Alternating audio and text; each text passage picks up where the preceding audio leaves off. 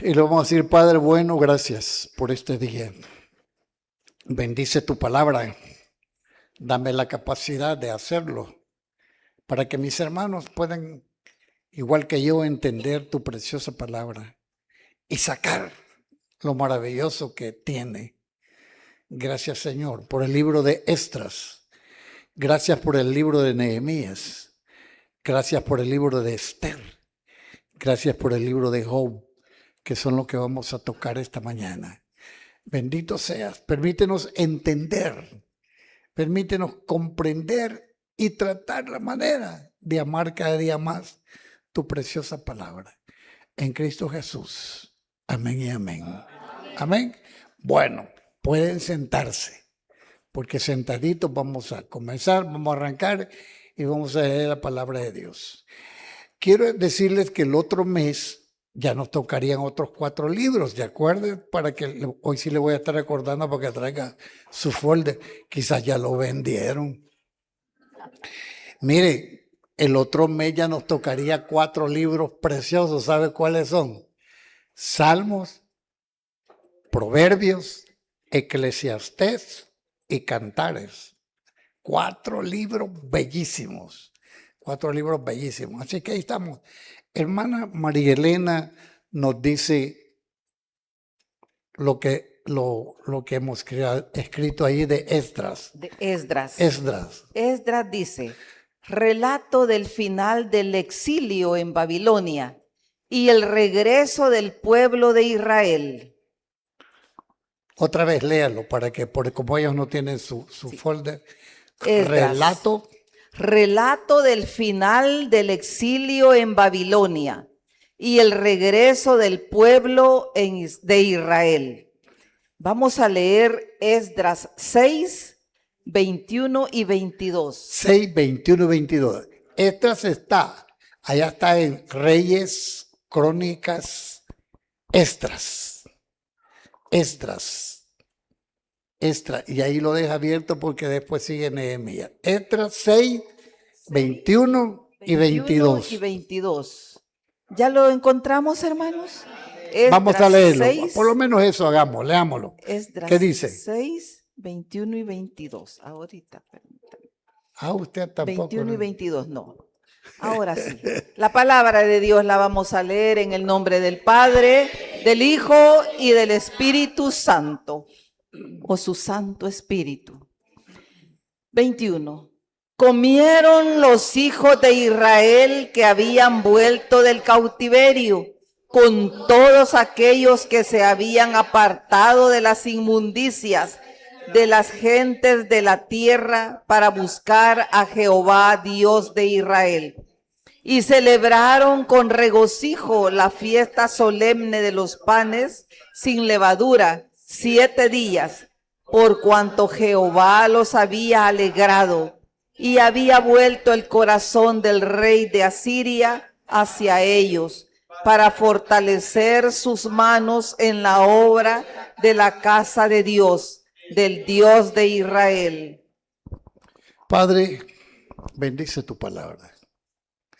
Háblanos al corazón. Dame esa capacidad, te lo repito, dame esa capacidad de llegar a la mente y al corazón de la iglesia para que podamos todos comprender la belleza de tu palabra. Gracias, papito lindo. En el nombre de Jesús. Amén y amén. Amén. Siéntense, acomódense rectecitos, no muy de lado para no se duerman. Y arrancamos. Sí, ya estaban sentados, ¿verdad? Sí. Vaya. Entonces, ¿qué es lo que yo hago ahorita? Dar una pildorita de todo el libro. Una pildorita condensada, todo bien bonito, tratar de resumirlo. ¿Quién es Esdras? ¿Quién es Esdras? Esdras era un escriba. Esdras era un escriba judío que estaba cautivo, que estaba esclavo en Babilonia. Fue uno de los que llevó Nabucodonosor cautivo o había nacido en Babilonia. Recuerde usted que Jeremías profetizó al pueblo, y eso lo hemos explicado bastantes veces, que iban a estar cautivos durante 70 años, pero que después, cuando se cumplieran los 70 años, iba a haber un gobernante en Babilonia que los iba a liberar para que pudieran regresar a Jerusalén. Eso es lo que relata Esdras, el final del, ¿qué dice? Del exilio. Diga exilio. ¿Qué es exilio, hermano? Estar fuera de su país. Como que aquí lo capturaran y le dijeran, mire, usted por político lo vamos a mandar allá a África. Lo exiliaron. El pueblo de Israel estaba exiliado en Babilonia. Y allí estaba. Entonces hubo un gobernante llamado Ciro, rey Ciro, que por el poder del Espíritu Santo decretó que el pueblo podía regresar a Jerusalén. Entonces hubo algunos viajes. El primer viaje que se realizó fue un gobernador que se llamaba Zorobabel con Josué. Se relata del capítulo 1 al 6 en el libro de Esdras. Pero Esdras era un escriba, era un amante de la palabra de Dios. Esdras amaba la palabra de Dios. Diga conmigo, Esdras amaba la palabra de Dios. Sí, la amaba y amaba a Dios y amaba la palabra, amaba a Dios. Y él fue el que estaba. Esdras es un libro que pertenece al Antiguo Testamento. Esdras es un libro que pertenece a los llamados libros históricos. Diga, libros históricos. Fíjese que usted recuerda que la Biblia comienza con 5 libros. ¿Cuáles son? Génesis y Deuteronomio. Eso es lo que se llama en la clasificación el Pentateuco. El Pentateuco. Pero después de eso siguen los libros históricos. ¿Cuáles son esos libros históricos? Josué, Jueces, Ruth, Samuel. ¿Cuál sigue? Reyes, después Crónicas. Esdras, Nehemías y Esther. Hasta allí llegan los libros pertenecientes a los históricos. ¿Por qué se llaman históricos? Pues su misma palabra lo dice, porque nos narran historia del pueblo de Israel, de sus acontecimientos y todo. Y aquí estamos recordando en la historia un acontecimiento que pasó al pueblo de Israel. El fin del exilio, el fin de 70 años. Y Esdras con todo, recibe la ayuda de Ciro para regresar a Jerusalén. ¿Cuál era la misión de Esdras? Ir a reconstruir, a edificar el templo en Jerusalén. Ir a edificar, a construir el templo de Israel. Eso era. Tipifica para nosotros. Diga para mí. Tipifica el hecho de reconstruir mi vida, mi templo, que probablemente está un poco destrozado, está deteriorado. Y ahí sale Esdras, un viaje que era peligroso, largo, con complicaciones, había muchos enemigos. Recuerdan que Esdras llevaba mucho dinero, mucho oro, mucha plata, llevaba todo eso, pero se arriesgó y se fue. Esdras es el famoso escriba que dice allá por el capítulo 8, por el versículo 16, que dice, y me dio vergüenza. ¿Se acuerdan? ¿Se acuerdan? Esdras dijo, y me dio vergüenza pedir ayuda al rey. ¿Por qué tenía que pedirle ayuda al rey? Para que los cuidara en el camino. El rey bien le pudo haber dicho, mira, te voy a dar una caballería para que vayan contigo, te voy a dar soldados para que los protejan. Y dijo Esdras, diga, me dio vergüenza, diga, me dio vergüenza. Sí, da vergüenza andar pidiendo como cristiano, ¿no? Me dio vergüenza, dice, pedir ayuda al rey, porque yo le había dicho al rey que teníamos un Dios todopoderoso. Mire qué cosa más bella ese hombre, ¿verdad? No, dijo, no, yo ya le estuve diciendo al Ciro de que tenemos un rey, un Dios todopoderoso, y voy a llegar yo a pedirle que nos ayude. Este hombre le puede haber dicho, ¿y tu Dios dónde está, pues? ¿Tu Dios dónde está? Es como cuando usted predica o nosotros predicamos, yo tengo un Dios que todo lo puede, un Dios maravilloso y todo día. Préstame $1. No se puede. Estamos desnivelando, estamos desbalanceando lo que hemos dicho. Y esto se fue. Ay, pero que me avisa cuando lleve 8 minutos más o menos. No lo contó. Mire, por favor. Pero me avisa la hora porque yo... Entonces sale Esdras con todo el grupo de judíos que iban y claro, llegaron a Jerusalén a encontrarse con graves problemas. Recuerde usted que ese pueblo que había quedado allá había pasado 70 años sin dirección ninguna. No había Dios para ellos. No había habido culto a Dios. No había habido nada. No habían habido fiestas solemnes. No había nada. ¿Y qué había pasado con ese pueblo? Se arruinó. Se arruinó. Ese pueblo dice que Esdras fue a encontrar que todos los hombres se habían casado con mujeres paganas. Y habían allí cipotes de 2 nacionalidades, hablando hasta 2 lenguas, 2 idiomas, con costumbres diferentes. Hombre, y todo. Se fue a encontrar un gran puño de problemas. Y ahí es donde Esdras se conmueve, se mueve, le duele mucho el haber pasado por esa situación, llegar allá y encontrar todo destruido. Indudablemente que Esdras conocía eso porque conocía la profecía de Jeremías. Esdras conocía muy bien la profecía de Jeremías y sabía lo que se había encontrado. Nabucodonosor había destruido el templo.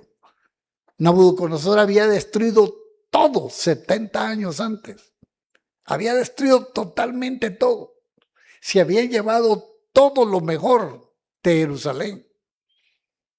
Y se fueron a encontrar con eso. Qué duro es cuando usted y yo, en el afán de servirle a Dios, nos encontramos con sorpresas que no son muy agradables. Nos encontramos con situaciones que no encajan con una idea que nosotros tenemos, con un propósito que nosotros manejamos. Y usted se va a encontrar con la decepción. Qué triste es eso. Precisamente en ese momento es en el que se necesita el trabajo de un hombre consciente, de un hombre perseverante, de un hombre que ame a Dios. Las características de este libro es que nos enseña la perseverancia, la confianza, el perdón de Dios. Dios nos enseña el perdón porque perdonó a ese pueblo su pecado y le permitió regresar. Lo mismo que está hablando Dios todos los días de su vida, todos los tiempos, hablándole a la gente que se ha retirado 70 años, pasó ese pueblo exiliado. Hay mucha gente que tiene 1 año, 2 años, 3 años de estar en su casa tranquilamente y conocen la palabra de Dios y han adorado a Dios. Han estado en su casa mucho tiempo. Y Dios dice, estás regresando, yo te perdono. Yo te perdono. Es la reconstrucción. El tema principal de Esdras es la restauración. Diga restauración. Es la restauración. El tema principal del libro de Esdras es la restauración física. pero también la restauración espiritual. Dios le proporcionó a Esdras la oportunidad de levantar ese templo, de reconstruir ese templo, ese altar para rendirle culto a Dios. Pero al mismo tiempo le dio la oportunidad de restaurar espiritualmente al pueblo de Dios. Esdras hizo una asamblea grande de todo el pueblo. ¿Y qué hizo? Él era versado en las escrituras y comenzó a leerles la palabra de Dios a todo aquel pueblo. Comenzó a leérselos. Comenzó a leerles. Porque Esdras había caído en el desánimo. Hermanos, todos los cristianos, los pastores y todos caemos en el desánimo. En muchas ocasiones. Esdras hubo un momentito en que, mire, se sentó en una piedra a llorar, a lamentarse de lo que había llegado, de lo que había encontrado, de ese viaje que había hecho por ir a restaurar, y se fue a encontrar con que todo aquello estaba totalmente destruido, física y espiritualmente. ¿Cuánto? 7 para las 11. A la 1 que terminemos también. Yo le dije que me avisara. Y entonces, solo déjeme terminar porque no puedo dejar ahí. ¿Qué estaba diciendo? Encontró todo. Y cayó en el desánimo. Pero esto es lindo. Usted pueblo, ya lo he dicho varias veces. Diga amén. No, pero un amén de cristiano. Diga amén. Amén. Usted, cuando ve a su pastor algo achicopalado, dele ánimo. Mire, hermano, yo siento una tristeza en esta iglesia a veces de que hay hermanos que están aquí que nunca me han saludado. Nunca. De los que están aquí son pocos los que se acercan y me dicen, pastor, ¿qué tal? ¿Cómo está? Y a veces uno espera que un hermano lo salude. Usted no gana nada con ser así, ahí todo. No. Sea expresivo.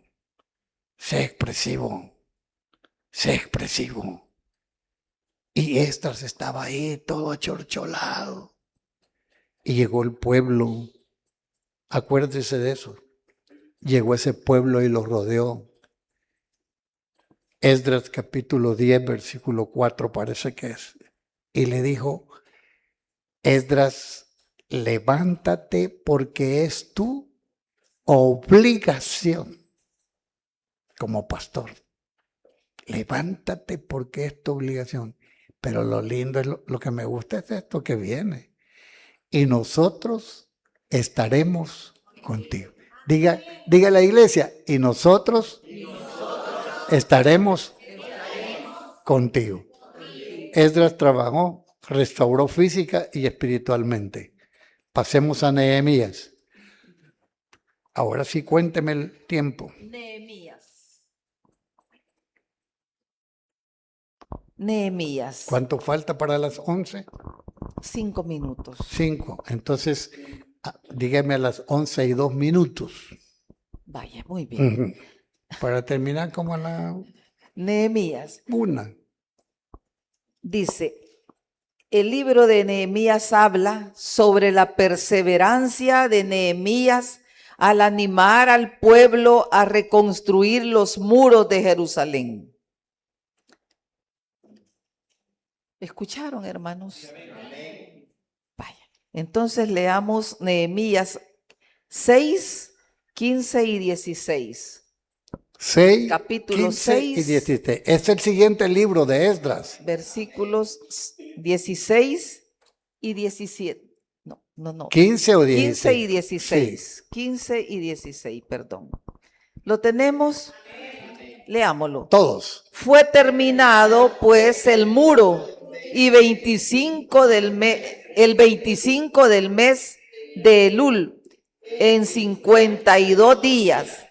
Y cuando lo oyeron todos nuestros enemigos, temieron todas las naciones que estaban alrededor de nosotros y se sintieron humillados y conocieron que por nuestro Dios había sido hecha esta obra. Nehemías es otro libro histórico que narra la construcción de los muros de Jerusalén. Esos muros estaban totalmente destruidos. Esos muros rodean toda la ciudad de Jerusalén, lo que ahora se llama la vieja Jerusalén, porque fuera de los muros está la nueva Jerusalén. Pero ahí estaba eso. No existía la nueva Jerusalén, solo la vieja Jerusalén. Entonces Nehemías va a construir esos muros que habían sido botados, habían sido tirados. Y Nehemías recibe toda la ayuda. Eso fue ya de parte de otro gobernante, de Artajerjes. Ya no fue Ciro, ya fue otro, que le dio todo. Nehemías era un copero del rey, una persona importante en el reino de Persia, de Babilonia. El copero es el que le da el vino al rey, es poderoso, es de confianza del rey. Recuerde que el copero, es bien bonito, él tenía que probar el vino antes de que el rey lo bebiera. Le daba la copa, pero que el rey lo viera. A mí me hubiera gustado ser copero para echarme los tarjuestazos del que bebía el rey. ¿Pero por qué tenía que probarlo? Para ver si no estaba envenenado ese vino, joven. Entonces ahí estaba Nehemías de confianza. Y un día ese gobernante, ese rey le dice, veo que tu rostro está enfermo, está mal. Y ya Nehemías se echa a chillar, uy, es que ya los muros de Jerusalén. Dátele, ¿cuánto tiempo necesitas? Dame tanto tiempo, rey. Voy a ir a construir eso. Y se va. Pero usted recuerde, ahí está usted, hermano. Recuerde que toda buena obra que usted va a realizar, tiene también una gran oposición. ¿No está oyendo? ¿Oyó? Lo voy a repetir para que no se decepcione. Toda buena obra que usted va a realizar tiene una gran oposición. Pues si algún día usted se anima a servir en esta iglesia, va a tener opositores. Mira lo que está haciendo, se está sirviendo. Se van a burlar de usted. Y ahí estaba Nehemías, va para Jerusalén y encuentra la gran oposición. La Biblia menciona 3 nombres de 3 hombres ahí, que eran Tobías, Sanbalat y Gesén. 3 hombres que le hicieron la vida imposible a Nehemías. ¿Pero qué nos enseña? La perseverancia, la confianza de ese hombre en Dios, de que él podía. Nehemías era un gran administrador, era un estratega número 1. Él organizó al pueblo cómo debían de trabajar, cómo debían de montar guardia. A mí me encanta el libro de Nehemías, tal vez usted se acuerde un pedacito si lo ha leído o lo oyó alguna vez, que dice que en una mano tenían ¿qué? La espada, y en la otra ¿qué tenían? Tenían el asadón, tenían el instrumento para trabajar, la herramienta, pero en la otra tenían la espada y estaban trabajando con la espada. Esa es la vida de usted y mía. Diga, esa debe ser mi vida. En lo que ande haciendo usted tiene que dar la espada en la mano. ¿Cuál espada, pastor? La palabra de Dios. Lo tiene que andar llevándola. Eso. Ese Nehemías les enseñó a ese pueblo. E increíblemente, después de tanta oposición, después de tanta burla, en 52 días terminan ese muro. Es de que temió Temieron los pueblos vecinos. ¿Y estos cómo hicieron? Muchos consideran que hay obras difíciles de realizar. Pero usted siempre entienda una cosa. Como familia, usted puede ver ciertas cosas que son difíciles de hacerlas. Como familia, usted considera a veces esto no lo vamos a poder hacer. Y yo le digo esta mañana, a través de la palabra de Dios, sí lo va a poder hacer. Porque con Dios todo es posible. Amén. Eso es bonito. Nehemías creía eso. Y miren, en 52 días construyó aquel. Todo. Puertas y todos los muros y toda cosa. Qué lindo es eso. Perseverancia, fe, confianza. Amén. Vámonos con Esther. Vámonos con Esther. El siguiente libro, hermano, ahí está. Esther. ¿Lo tiene? Vaya. Esther narra la historia de la hermosa joven judía y de cómo salvó a su pueblo de la exterminación. Leamos Esther 4:14.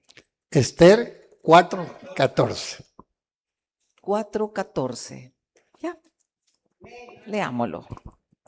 Porque si callas absolutamente en este tiempo, respiro y liberación vendrá de alguna otra parte para los judíos. Mas tú y la casa de tu padre pereceréis.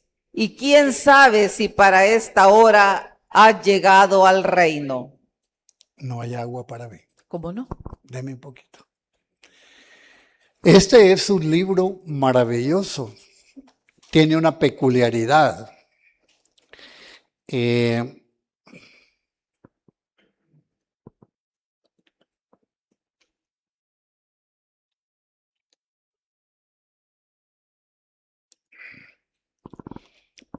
mano no sirve, esa cristán no sirve.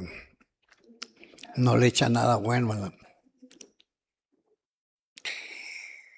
Este libro tiene una peculiaridad de todos los libros de la Biblia. No se menciona a Dios.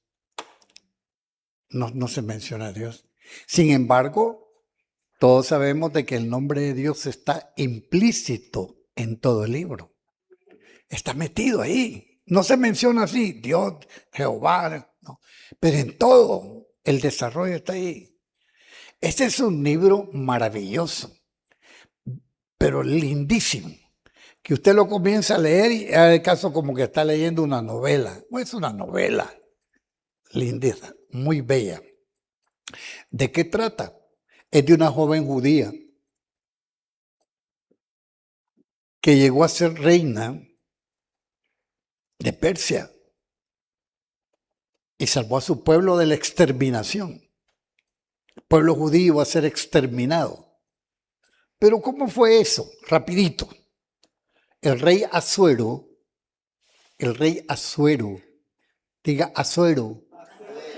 Este era un hombre que había hecho un banquete, una fiesta tremenda. Y los reyes de esa época hacían banquetes y fiestas, no por un día, ni por 3 días. Lo hacían por meses. Y había comida y bebida, pero terrible. Y los reyes invitaban a los príncipes, a todos los príncipes, todas las comunidades, y era una cosa tremenda. Y este rey, Asuero, tenía una esposa, la reina Basti. Diga Basti. Era la esposa de él. Y él, al calor de los tragos con otro, mandó a llamar a la esposa para que la vieran los demás príncipes. Era una mujer bellísima. Él quería que vieran, que los príncipes conocieran la belleza de su esposa. Se dice, a mí no me consta porque no lo vi, pero lo he leído por ahí. Se dice que esta mujer, esta esposa, tenía que posar desnuda para los príncipes. Era un gusto del rey que vieran la belleza de la mujer, que la vieran así, íntegra. ¿Y qué sucedió? Ella no quiso. Le dijo, no voy. y no fue. ¿Y qué sucedió con el rey? Se enojó. Si ahí nadie podía faltar a la autoridad del rey y no quiso ir. Y se molestó el rey, se molestó. Y entonces todos los consejeros, ¿verdad?, que no faltan los metidos. Rey, tenés que hacer algo. ¿Y qué aconsejan ustedes? Que destituyas a esa reina, que ella no sea reina. Porque esto va a ser un mal ejemplo para las otras mujeres que van a desobedecer la voz de sus príncipes, la voz de sus esposos. Si la reina hizo eso contigo, todas las mujeres van a quererlo. Destitúyela. Y la quitó de reina. La quitó de reina. Y le dijo, ¿y ahora? ¿Y con qué me voy a quedar yo, pues? Entonces, vamos a organizar un concurso con las mujeres más bellas que hay aquí en los alrededores para que en el concurso se elija la que va a ser reina tuya. Ustedes saben muy bien que reclutaron por allá en San Pedro Perulapán, en San Bartolomé Perulapí, en San Martín, en Santa Elena, reclutaron bellezas. Y entre todas iba ¿quién? Esther, una judía que no declaró que era judía, ella no podía participar por ser judía. Pero un primo de ella, unos dicen que es tío, otro primo llamado Mardoqueo, se las ingenió para meterla al concurso. El tío Mardoqueo movió ahí, metió a Esther al concurso y fue del agrado de los eunucos, le encantó la mujer y la vistieron bien bonita y claro, todas ellas tenían que pasar por el rey. Y no cree usted que para verla, ¿verdad? Quiero verla. No, tenía que dormir con él. Y tenían que ser vírgenes, doncellas. Entonces el rey, si no le agradaba, decía, no, esta no. Y a saber qué turno le tocaría a Esther, pero se presentó. La Biblia dice ahí, escribe que los eunucos la presentaron bien bonita, no le enjollaron, no la pusieron ahí toda pintada, sino que la pusieron bien bonita, ¿verdad? Normal, al natural. Y el rey dice que le agradó y la nombró reina de Persia. Pero fíjate que las cosas comenzaron a caminar mal. Había un hombre ahí, un oficial del rey que llamaba Amán. Diga Amán. Un tipo malo. Y este tipo, Mardoqueo, sí que pasaba a la entrada del templo, del palacio. Y este Mardoqueo, que era judío, los judíos saben que solamente se le puede dar reverencia ¿a quién? A Dios. Y todos le dijeron, mira, Amán, y ese judío, ¿por qué no se inclina delante de ti? Como que dice, oh, señor Amán, ¿verdad? ¿Qué? Nunca lo hacía. Entonces le cayó mal a Amán y le empezó y empezó a tramar el plan. Empezó a tramar el plan.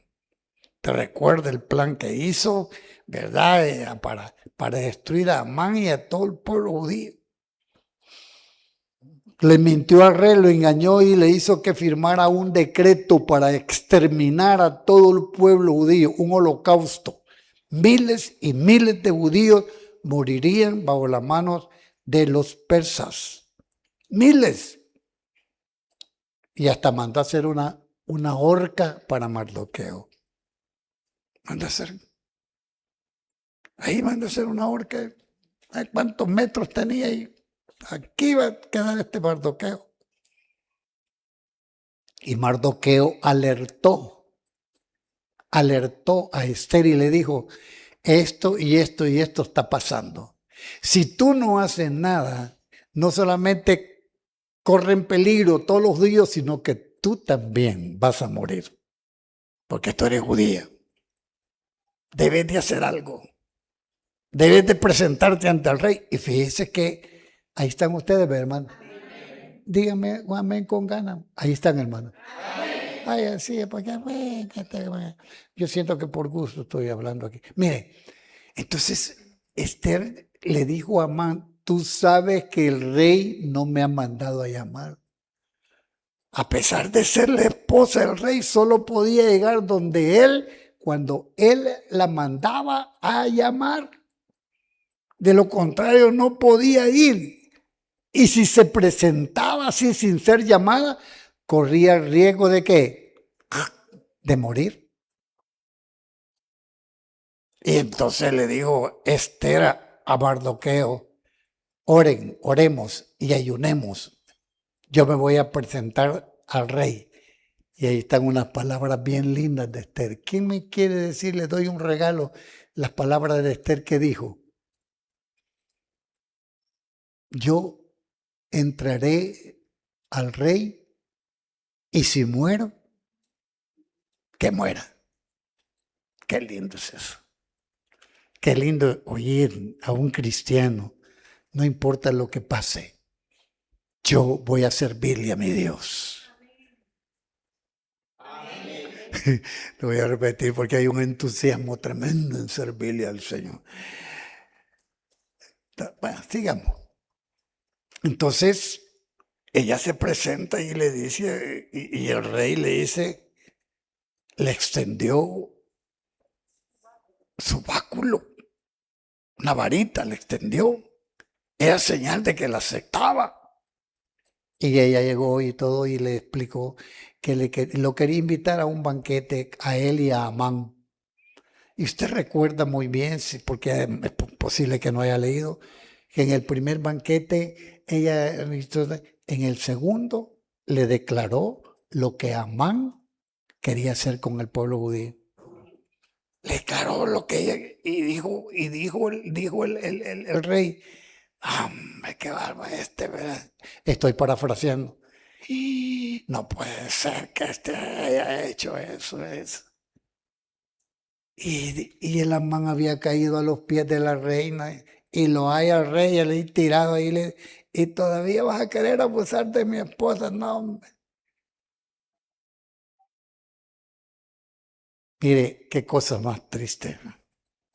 Ya antes lo había mandado a que paseara por toda la ciudad a Mardoqueo en su caballo. Ya le había metido esa vergüenza a ese hombre. Y después dice, en esa horca que él hizo, vayan a darle. Esther hace que aquel edicto sea revocado, aunque recuérdese que hay un dicho, que la ley de Media y Persia no puede ser revocada. Algo que se dijo ahí, por esto tiene que cumplirse. Entonces lo que dieron fue un nuevo edicto de parte del rey que los judíos podían defenderse. Y se defendieron. Se defendieron y evitaron la matanza de ellos. ¡Qué maravilloso! ¿A causa de quién fue? De la valentía de una mujer. Las mujeres han marcado en el cristianismo, en la historia de la humanidad, ejemplos maravillosos. Las iglesias están cargadas de mujeres que le sirven a Dios en cantidades que triplican, que quintuplican el número de hombres que vemos en la iglesia. En una iglesia de 100 personas que hay, 90 son mujeres y 10 hombres. ¡Qué tremendo! Las mujeres han marcado eso. Así es que tú, mujer que estás aquí, un amén la mujer aquí. Amén. Usted tiene que ver siempre por ese ministerio a favor de Dios. Esther es una mujer tremendamente bella, pero también amante de Dios y amante de su pueblo. Eso es lo que le caracteriza a ella. Amén, iglesia. Amén. Y el último libro, ¿cuánto tenemos de tiempo? ¿Qué hora es? 11:17. Estamos bien, 11:30 termino. ¿Sí? El último libro que vamos a estudiar ahora. Sí, Job.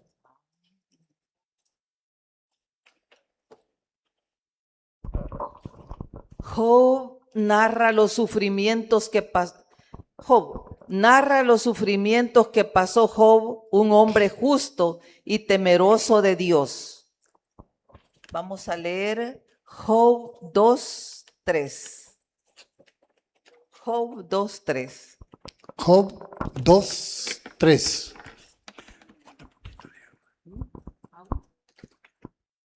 Démela, un poquito de agua.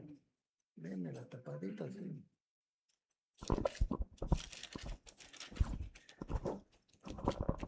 Lo tenemos, hermanos. Job 2:3. Leámoslo.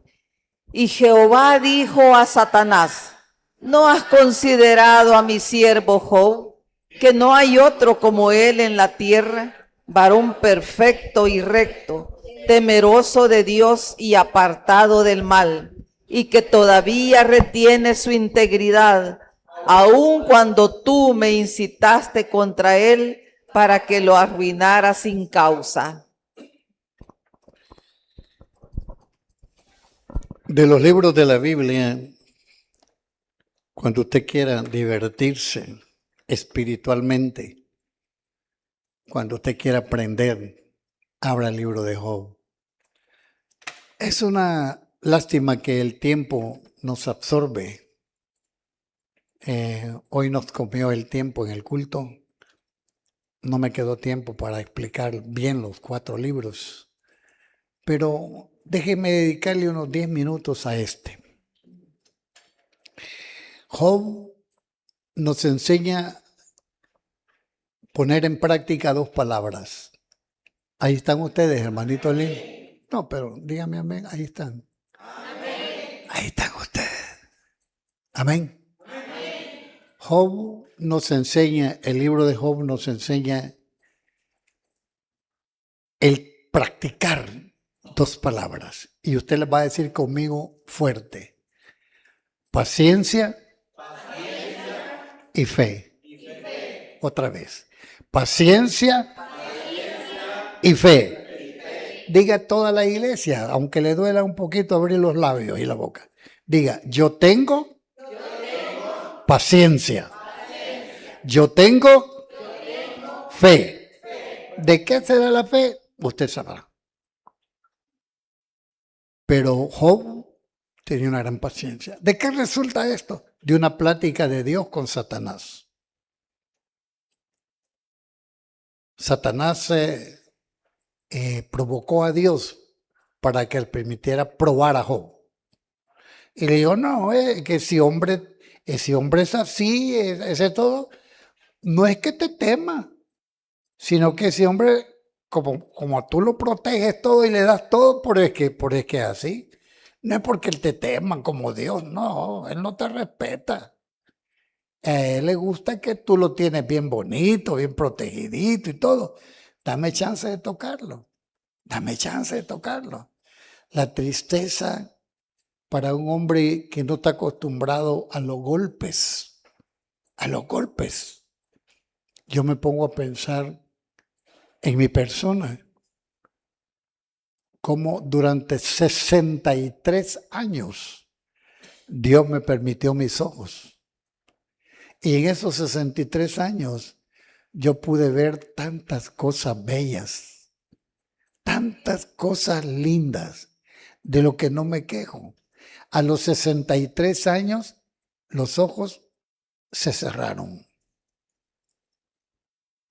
Y quiere decir que uno no va a estar propenso a pasar por ciertas cosas. No va a estar propenso a sufrir. No, ¿cómo no? Lo que no pasa con nosotros es que a veces no estamos preparados para vivir esas cosas. Y cualquier rasguño en el dedo gordo nos aleja de Dios. Cualquier dolorcito de cabeza nos aleja de Dios. Cualquier problemita con un hijo, con una hija, con la esposa, con el esposo, nos aleja de Dios. Y este es el gran ejemplo de Job. La paciencia y, dígalo conmigo, iglesia, la paciencia y eso. Ese hombre nos da una muestra, pero incalculable de esas dos cosas. Precioso. Tremendo. A la misma mujer le dice que ¿acaso nosotros solo recibiremos lo bueno y lo malo, no? Qué bonito es eso. Lecciones lindísimas. ¿Qué le dice? ¿Qué me van a decir a mí? Desnudo salí del vientre de mi madre y desnudo volveré. ¿Usted cree que a nosotros nos van a meter el televisor de 80 pulgadas en la caja? No, hombre, ahí va a quedar ahí volado. ¿Y quién se lo va a llevar? El yerno. Y a usted le costó pagar 80 cuotas de volada. Imagínese usted. ¿Qué le digo? Job nos enseña cómo aún en el sufrimiento, esto es bien importante lo que voy a decir, écheselo a la bolsa. Ahí están oyendo. ¿Están oyendo? Job nos enseña que aún en el sufrimiento hay gente que le vale chonga que usted esté sufriendo. ¿Y sabe qué hacen? Acusarlo. A mí me da risa y me acuerda un hermanito de esta iglesia que dice que lo llegaron a visitar unas personas y en vez de llegar a darle consuelo, llegaron a molestarlo y le empezaron a decir cosas dañinas. En vez de ir a acompañarlo en su dolor, en su momento de angustia y todo, llegaron a molestarlo, llegaron a incomodarlo. Eso le sucedió a Job. Eso le sucedió a Job. Elifaz, Bildad y Zofar. Dice, había 3 amigos de Job. Llegaron primero a consolarlo. Pero después, ¿qué hicieron? Empezaron a decirle, por malo Dios te tiene así. Vos estás pagando algo, Dios te ha castigado por malo. Pues ya empezaron a molestarlo. Y empieza un diálogo entre 4, Job y los otros 3, maravilloso. Un diálogo que si usted lo escudriña en toda la Biblia, va a encontrar enseñanzas tan bellas, pero tan bellas, que el tiempo nos hace falta para tocar algunas. Lindas, preciosas enseñanzas. Pero el hombre continuó, el hombre no se movió.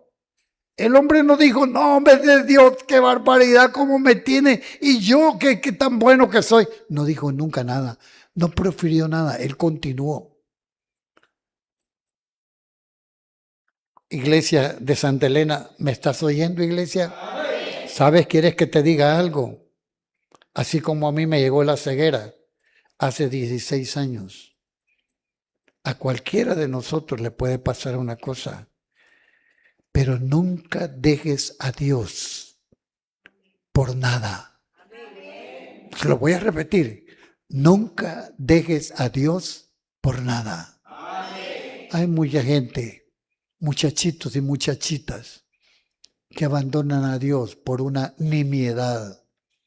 Ay, qué lección la dejó. No se dice cuánto tiempo pasó. 42 días, que son los 42 capítulos, 42 semanas, 42 meses de sufrimiento terrible. Pero lo bello es que al final este hombre nos da otra gran lección a todos, y con esto ya voy terminando porque la yuca está esperando. Ese hombre nos dice a nosotros en su libro, en el capítulo 42, por ahí versículo 5, dice, de oídas, pero ahora, después del sufrimiento, después del dolor, pudo conocer lo que era Dios en su vida. Pudo conocer. No, si usted en el gelengue, usted en la abundancia, usted en la salud completa de su cuerpo, nunca va a conocer a Dios. Espere que le empiece a apretar la deuda, empieza a invocar el nombre de Dios. Espérese una enfermedad. Ay, ahí conocemos a Dios. Ahí conocemos. Cuando yo tenía como un mes de haber perdido los ojos totalmente, cuesta acostumbrarse a esa vida. Cuesta. Como un mes tenía. Y yo, Señor, yo quiero conocerte bien. ¿Y sabe qué hice para conocer a Dios bien? Comenzar a hablar con Él como nunca lo había hecho. A conocerlo, a preguntarle. Tú tienes una oportunidad. Tú tienes una oportunidad. Mi hermana María Elena lo decía ahora, en una oración decía, qué tristeza es, refiriéndose a ella, por supuesto, qué tristeza es que mucha gente a 2 pasos tienen el templo para venir y no vienen. Ahí cerquita están y no vienen. Y otros que quisieran venir están lejos y no pueden venir. No pueden venir. ¿Sabes? La lección linda, final, es que Dios no solamente restauró la salud de Job, sino que le dio el doble de todas las cosas que él había perdido. ¿Quieres que te diga algo? Nunca pierdas la fe de que ese Dios maravilloso al que adoramos aquí en este templo, Él está esperando que tú le clames. Está esperando tu paciencia, tu fe para bendecirte. A ti y a toda tu familia. Que el Señor nos bendiga a todos. Padre, buen Dios, Señor, gracias por estos 4 libros, Señor, que sabemos de que apenas podemos tocar un poquito de ellos. Pero gracias. Gracias por esa perseverancia de Esdras. Gracias por esa fortaleza de Nehemías. Gracias por ese valor de la reina Esther. Gracias por la paciencia y la fe de Job. Gracias. Porque nos están grandes lecciones, Señor. Precioso Dios. Gracias por habernos permitido estar en tu casa, Señor. En el nombre maravilloso de Jesús. Amén y amén.